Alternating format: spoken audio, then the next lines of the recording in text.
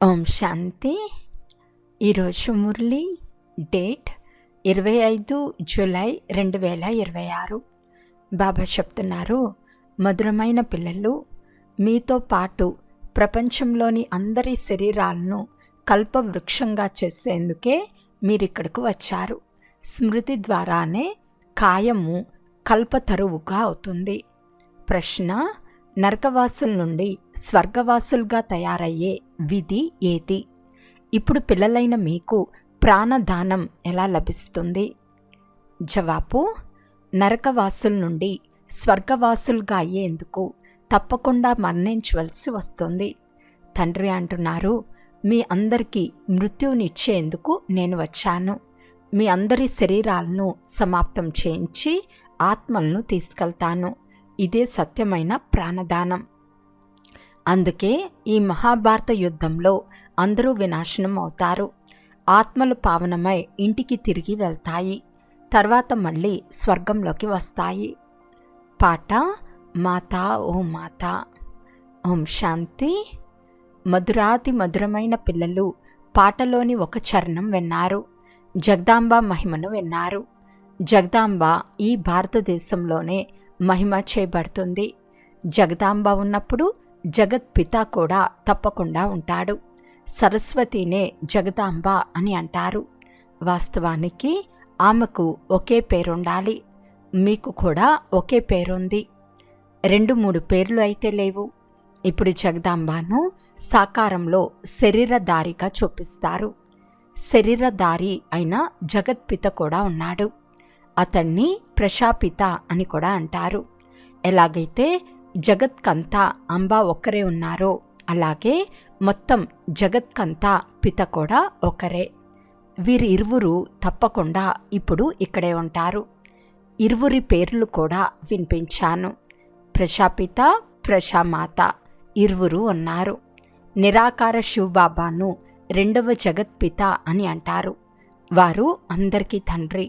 వారి పేరు పరంపిత పరమాత్మ శివుడు. కేవలం ఈశ్వరుడు లేక పరమాత్మ అని అనరాదు. వారికి నామరూపాలు కూడా ఉన్నాయి కదా. వారిని గాడ్ ఫాదర్ అని అంటారు. ఒకరేమో ఆత్మలకు తండ్రి, రెండవ వారు సాకార మనుష్య ఆత్మలకు తండ్రి మరియు మమ్మ. శివుడు ఆత్మలకు తండ్రి. వారు మా తండ్రి అని ఆత్మ అంటుంది. తర్వాత ఆత్మలకు సాకార శరీరం లభించినప్పుడు బ్రహ్మ బాబా తండ్రి అని అంటారు. కావున ఇరువురు తండ్రులయ్యారు. ఒకరేమో శివబాబా, రెండవ వారు ప్రజాపిత బ్రహ్మ. బ్రహ్మ శివబాబాకు పుత్రుడు. ఒకరు నిరాకార తండ్రి, మరొకరు సాకార తండ్రి. నిరాకార తండ్రిని పతిత పావనుడు అని అంటారు. బ్రహ్మ లేక సరస్వతిని పతిత పావనులు అని అనరు. పతిత పావనుడు ఒక్కరే, కానీ బ్రహ్మ సరస్వతి ఇరువురయ్యారు కదా. అందరూ పతిత పావన రండి అని పిలుస్తారు. కనుక ఇరువురు తండ్రులయ్యారు. శివబాబా రచయిత. వారు నూతన ప్రపంచాన్ని రచిస్తారు. మొదట బ్రహ్మను తప్పకుండా రచించాలి. విష్ణువును గాని శంకరును గాని ఎప్పుడూ ప్రజాపిత అని అనరు. ప్రజాపిత అని బ్రహ్మనే పిలుస్తారు. కనుక శివబాబా ప్రజాపిత బ్రహ్మ ద్వారా దత్తత చేసుకుంటారు. మేము శివబాబా పిల్లలమని మీరంటారు. శివబాబా ఇతనిలో ప్రవేశించి మనల్ని దత్తు చేసుకున్నారు. వారే ఆత్మలను పావనంగా చేస్తారు. ఆత్మయే పతితమైపోయింది. అందువలన శరీరం కూడా పతితమైనదే లభిస్తుంది. బంగారంలో వెండి, రాగి, ఇనుముల మిశ్రమం వేసినట్లు ఆత్మల్లో కూడా మలినాలు ఏర్పడతాయి. వాస్తవానికి ఆత్మ పవిత్ర ముక్తిధామంలో ఉండేది. అక్కడ శివబాబా కూడా ఉంటారు. శివబాబాను తండ్రి అని, బ్రహ్మబాబాను దాదా అని అంటారు. మనిషి మాతృలందరూ శివబాబా సంతానమని మీకు తెలుసు. శివవంశీయుల తర్వాత బీకేలు శివబాబా దాదా కలిసే ఉన్నారు. శివబాబా ఇతనిలో వీరాశమానమై ఉన్నారు. మనల్ని బ్రాహ్మణులుగా చేసి మనుషులను దేవతలుగా చేసేందుకు రాజయోగం నేర్పిస్తున్నారు. దేవతలు సత్యుగంలో ఉంటారు. దేవతలను పతిత పావనులు అని, జ్ఞానసాగర్లు అని అనరు. వారిని బాబా అని కూడా అనరాదు. ఇప్పుడు మీరు విష్ణుపురానికి అధికారులుగా అవుతున్నారు. విష్ణువు 2 రూపాలు, లక్ష్మీ నారాయణ. ఇది మనుషులకు తెలియదు. భక్తి చేసేవారికి తప్పకుండా 2 తండ్రులు ఉన్నారు. సత్యుగంలో ఒకే తండ్రి ఉంటాడు. ఓ పరంపిత పరమాత్మ, దుఃఖహర్త, సుఖకర్త రండి అని అక్కడ పిలవరు. అక్కడ దేవీ దేవతల రాజ్యం ఉండేది. వారు ఎప్పుడూ ఓ గాడ్ ఫాదర్, ముక్తిదాత అని అన్నారు. అక్కడ ఎవరు పతితులు, దుఃఖితులు ఉండరు. అందువల్ల పతిత పావనుణ్ణి ఎవరు పిలవరు. భారతదేశంలో ఇప్పటికి 5000 సంవత్సరాల క్రితం దేవీ దేవతల రాజ్యం ఉండేదని, మళ్ళీ 1250 సంవత్సరాల తర్వాత సీతారాముల రాజ్యం ఉంటుందని మీకు తెలుసు. తండ్రి రుజువు చేసి చెప్తున్నారు. సత్యత్రేతా యుగాలలో మీరు 21 జన్మలు తీసుకున్నారు. బ్రాహ్మణ, దేవత, క్షత్రియ అందరూ భారతదేశంలోనే తయారవుతారు. తండ్రి వచ్చి పాత ప్రపంచాన్ని కొత్తదిగా చేస్తారు, పునర్జీవితులుగా చేస్తారు. శరీరాన్ని కల్పతరువుగా చేస్తారు, అమరంగా చేస్తారు. పిల్లలైన మిమ్మల్ని తండ్రి వచ్చి అమర్లోకానికి అధికారులుగా చేస్తారు. భారతదేశం అమర్పురంగా ఉన్నప్పుడు దేవీ దేవతల రాజ్యం ఉండేది. తాపాలు దిగుతూ దిగుతూ మృత్యులోకానికి అధికారులుగా అయ్యారు. మా భారతదేశం అని అంటారు కదా, అనగా ప్రజలు కూడా అధికారులే కదా. మీరు కూడా మా భారతదేశం అని అంటారు. మనం భారతదేశానికి యజమానులుగా ఉండేవారము, కానీ ఇప్పుడు నరకవాసులుగా ఉన్నాము. మేము స్వర్గవాసులమని దేవతలు అంటారు. మీరు కూడా స్వర్గవాసులుగా ఉండేవారు. మళ్ళీ 84 జన్మలు భోగించి నరకవాసులుగా అయ్యారు. ఇక్కడ భారతదేశంలోనే శివబాబా జన్మిస్తారు. శివరాత్రి లేక శివ జయంతికి గాయనం ఉంది. కృష్ణ జయంతి కూడా జరుపుకుంటారు. వారు జన్మించిన సమయం కూడా తెలుపుతారు. ఫలానా సమయంలో తల్లి గర్భం నుండి జన్మించాడని అంటారు. సత్యుగంలో తల్లి గర్భం నుండే జన్మించి ఉంటారు. కృష్ణ జయంతి నూతన సత్యుగ ప్రపంచంలో జరుగుతుంది. మళ్ళీ పునర్జన్మల్లోకి రాసాగరు. తండ్రి కేవలం ఒకరి గురించే చెప్పరు. కృష్ణపురియే విష్ణుపురం. రాజుల క్రిందకు దిగితే వారి వంశమంతా క్రిందకు దిగుతుంది. అందులో రాజు రాణి ప్రజలు అందరూ వచ్చేస్తారు. చంద్రవంశీల రాజ్యం వచ్చినప్పుడు సూర్యవంశీల రాజ్యం గతించిపోతుంది. బదిలీ జరిగి రాజ్యం చంద్రవంశీలకు లభిస్తుంది. తర్వాత మళ్ళీ వైశ్యవంశీలకు లభిస్తుంది. మనది బ్రాహ్మణ కులం. పిలక వంటిదని మీరు అర్థం చేసుకున్నారు. శిఖరంపై తండ్రి ఉన్నారని ఇప్పుడు మీకు తెలుసు. మనం మొదట బ్రాహ్మణులుగా ఉండేవారం. తర్వాత శూద్రులు అనగా నల్లగా అయ్యాము. కాళ్ల నుండి ఒక్కసారిగా పిలకగా అవుతారు. మొదట శివబాబా, తర్వాత శిఖ. తండ్రి మిమ్మల్ని బ్రాహ్మణులుగా చేశారు. ఇప్పుడు మీరు శివబాబాను బాబా బాబా అని అంటారు. ఈ లెక్క ప్రకారం మీరు పౌత్రులుగా అయ్యారు. మనమంతా బ్రహ్మ సంతానమని మీకు తెలుసు. బ్రాహ్మణీలమైన మనమంతా ఒకే తండ్రి పిల్లలము. సోదరి సోదరులు ఎప్పుడూ వికారి పనులు చేయరు. అనేక మంది పిల్లలు బాబా బాబా అని అంటారు. మరి ఇంతమంది అసత్యం చెప్పరు కదా. అందరికీ నిరాకార తండ్రి శివుడొక్కడే. సాకారంలో ప్రజాపిత బ్రహ్మ అంతే. ఒకే తండ్రి పిల్లలంతా సోదరి సోదరులవుతారు. మీరు తప్పకుండా పవిత్రంగా అవ్వాలి. స్త్రీ పురుషులు పవిత్రంగా ఎలా అవ్వగలరు? అందుకే డ్రామాలో ఈ యుక్తి నిశ్చయింపబడి ఉంది. ఇక్కడ కేవలం బ్రహ్మకుమార్ కుమారీలే ఉన్నారు. శూద్ర కుమార్ కుమారీలు ఎవరూ లేరు. వారు పతితులు, శూద్రులు, తుచ్చబుద్ధి కలవారు. ఎందుకంటే వారికి తండ్రిని గురించి తెలియదు. ఓ గాడ్ ఫాదర్ అని అంటారు. మంచిదే. మరి వారి కర్తవ్యం గురించి తెలుసా? వారి నామరూప దేశ కాలాలు తెలపండి. వారి జీవిత కథను తెలపండి. తెలియకపోతే నాస్తికులుగా అవుతారు. వారికి రచయిత మరియు రచనల ఆది మధ్యాంతాలు తెలియవు. ఇది పతిత ప్రపంచం.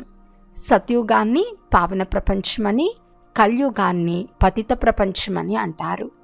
ఈ సమయంలో అందరూ పూర్తిగా తమో ప్రధానంగా ఉన్నారు. దీనిని రౌరవ నరకమని అంటారు. దీనికి కూడా స్టేజీలు ఉన్నాయి. ద్వాపర యుగం నుండి నరకంగా అవ్వటం మొదలవుతుంది. తర్వాత మళ్ళీ వృద్ధి చెందుతుంది. భక్తి కూడా మొదట సతో ప్రధాన అవ్యభిచారి భక్తిగా ఉంటుంది. మళ్ళీ సతో రజో తమోగా అవుతుంది. మీరు 3 రోడ్లు కూడిన చూచి ఉంటారు. దాన్ని టివాటా అని అంటారు. దీనిపై నూనె మొదలైనవి పోసి తల వంచి నమస్కరిస్తారు. శివబాబా పూజ ఎక్కడా? ఒక రాయి పూజ ఎక్కడా? దాన్ని తమో ప్రధాన భక్తి అని అంటారు. నీటిని కూడా పూజిస్తారు. పతిత పావని గంగా అని చాలా పాటలు పాడతారు. ఇప్పుడు పతిత పావనులెవరు? నీటి గంగ పతిత పావని ఎలా అవ్వగలదు? అది కేవలం నీరే కదా. పతిత పావనుడు తండ్రి ఒక్కరే. శివ జయంతి కూడా భారతదేశంలోనే జరుగుతుంది. కావున పతితులను పావనంగా చేసేందుకు భారతదేశంలోనే వస్తారు. బ్రహ్మ శరీరంలో వచ్చి మనుషులను దేవతలుగా చేస్తారు. పతితుల నుండి పావనంగా అయ్యేందుకు మీరు ఇక్కడికి వస్తారు. మీకు ఎలాగైతే 2 భుజాలున్నాయో అలాగే వారికి కూడా 2 భుజాలున్నాయి. 4-8 భుజాలున్న మనిషి ఎవరు ఉండరు. వీటిని అలంకారులుగా చూపించారు. ప్రవృత్తి మార్గాన్ని చూపించేందుకు 4 భుజాలను చూపించారు. విష్ణుపురం అని, లక్ష్మీనారాయణపురం అని అంటారు. వైష్ణవులు అనే పదం కూడా విష్ణువు నుండే వచ్చింది. దేవతలు అంటే వైష్ణవులు. వల్లభాచారి వైష్ణవులు శాకాహారిగా ఉంటారు. కానీ వారెవ్వరూ నిర్వికారులుగా ఉండరు. వారికి పెద్ద పెద్ద భవనాలు ఉంటాయి. వైష్ణవులు అంటే ఏమిటో అర్థం కూడా తెలియదు. విష్ణుపురంలో ఉండు వారిని వైష్ణవులు అని అంటారు. పవిత్రులను వైష్ణవులు అని అంటారు. రాధాకృష్ణులకు వేరువేరు మందిరాలు, లక్ష్మీనారాయణులకు వేరే మందిరాలు నిర్మించారు. భారత్వాసులకు వారికి గల తేడా గురించి తెలియదు. రాధాకృష్ణులే లక్ష్మీనారాయణులుగా అవుతారని ఎవరికీ తెలియదు. అది బాల్యంలోని రూపం. ఇది పెద్దవారైన తర్వాత రూపము. లక్ష్మీనారాయణుల బాల్య చిత్రమేది లేదు. లక్ష్మీనారాయణను సత్యుగంలో, రాధాకృష్ణులను ద్వాపర యుగంలో చూపిస్తారు. ఇప్పుడు మీరు రచయితైన తండ్రి మరియు రచనల ఆది మధ్యాంతాలను అర్థం చేసుకున్నారు. తండ్రి వృక్ష రహస్యాన్ని కూడా అర్థం చేయిస్తున్నారు. డ్రామా రహస్యాన్ని కూడా అర్థం చేయిస్తారు. వృక్షంను చూస్తూనే శంకరాచార్యులు కలియుగంలో వస్తారని అర్థం చేసుకుంటారు. సన్యాసుల వంశం సత్యుగంలో ఉండదు. అందరూ భగవంతుని పిల్లలైనందున స్వర్గవాసులుగా ఉండాలి. కానీ అందరూ స్వర్గవాసులుగా ఉండరు. కేవలం దేవతలు మాత్రమే స్వర్గవాసులుగా ఉంటారు. ఇప్పుడు మీరు బ్రాహ్మణ వంశీయులుగా అయ్యారు. తర్వాత దేవతలుగా అవుతారు. తప్పకుండా పవిత్రంగా అవ్వాలి. చిన్న పెద్ద అందరూ బ్రహ్మకుమారీలని మీకు తెలుసు. బాబా, మేము మీ పిల్లలము, బ్రాహ్మణులము అని ఇరువురు అంటారు.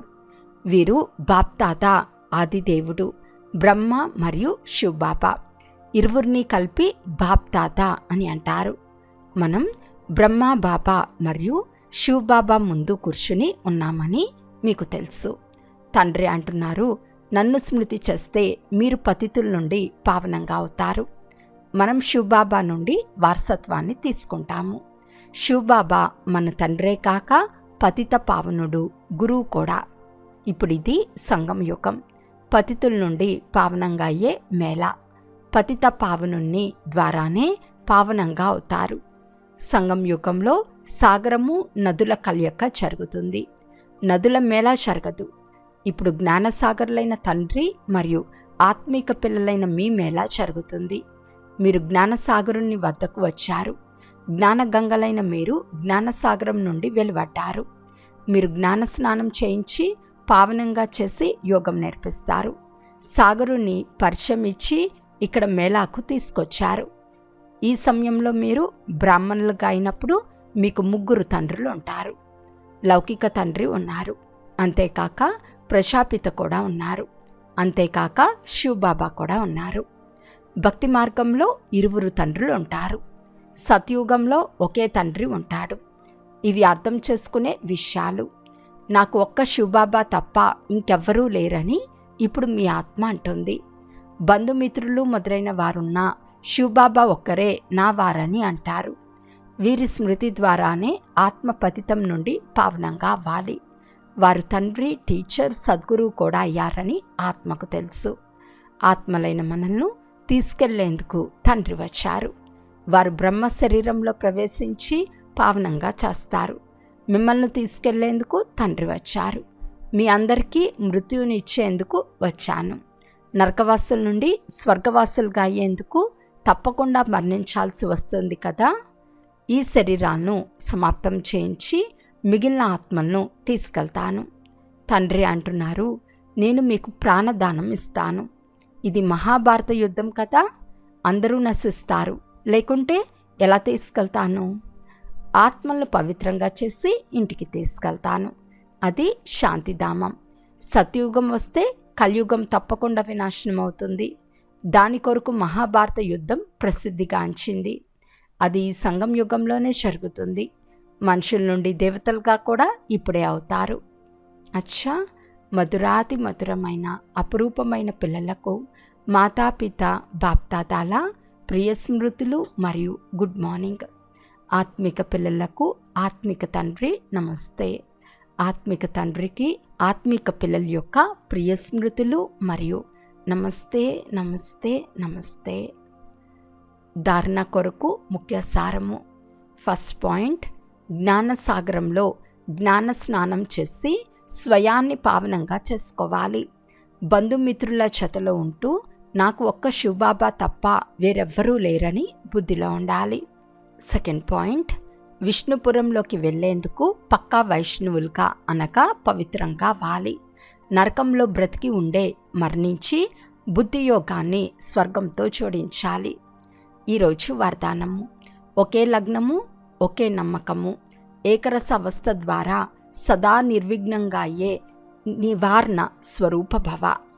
సదా ఒక్క తండ్రి యొక్క లగ్నం, తండ్రి కర్తవ్యం యొక్క లగ్నంలో ఎలా మగ్నమై ఉండాలి అంటే, ఈ ప్రపంచంలో ఇతర వస్తువులు లేక వ్యక్తులు కూడా ఉన్నారు అనే అనుభవమే అవ్వరాదు. ఈ విధంగా ఒకే లగ్నం, ఒకే నమ్మకంలో ఏకరస అవస్థలో ఉండే పిల్లలు సదా నిర్విఘ్నంగా అయి ఎక్కే కళను అనుభవం చేస్తారు. వారు కారణాన్ని పరివర్తన చేసి నివారణ రూపంగా చేసేస్తారు. కారణాన్ని చూసి బలహీనంగా అవ్వరు, నివారణ స్వరూపంగా అవుతారు. స్లోగన్: ప్రశంసల ఆధారంపై ప్రసన్నత అల్పకాలానికే ఉంటుంది. అవ్యక్త సూచన: జ్వాలా స్వరూప స్థితిలో ఉండి శక్తిశాలి స్మృతిని అనుభవం చేయండి. జ్వాలా స్వరూప స్థితిని అనుభవం చేసేందుకు నిరంతర స్మృతి యొక్క జ్వాల ప్రజ్వలితమై ఉండాలి. అందుకు సహజ విధి సదా స్వయాన్ని సారథి మరియు సాక్షిగా భావించి నడవండి. ఆత్మ ఈ రథానికి సారథి. ఈ స్మృతి స్వతహాగానే ఈ రథం నుండి లేక ఏ ప్రకారమైన దేహబాణం నుండి అయినా భిన్నంగా చేసేస్తుంది. స్వయాన్ని సారథిగా భావించినందున సర్వ కర్మేంద్రియాలు కంట్రోల్లో ఉంటాయి. సూక్ష్మ శక్తులైన మనసు, బుద్ధి, సంస్కారం కూడా ఆజ్ఞానుసారం ఉంటాయి. అచ్చా, ఓం శాంతి.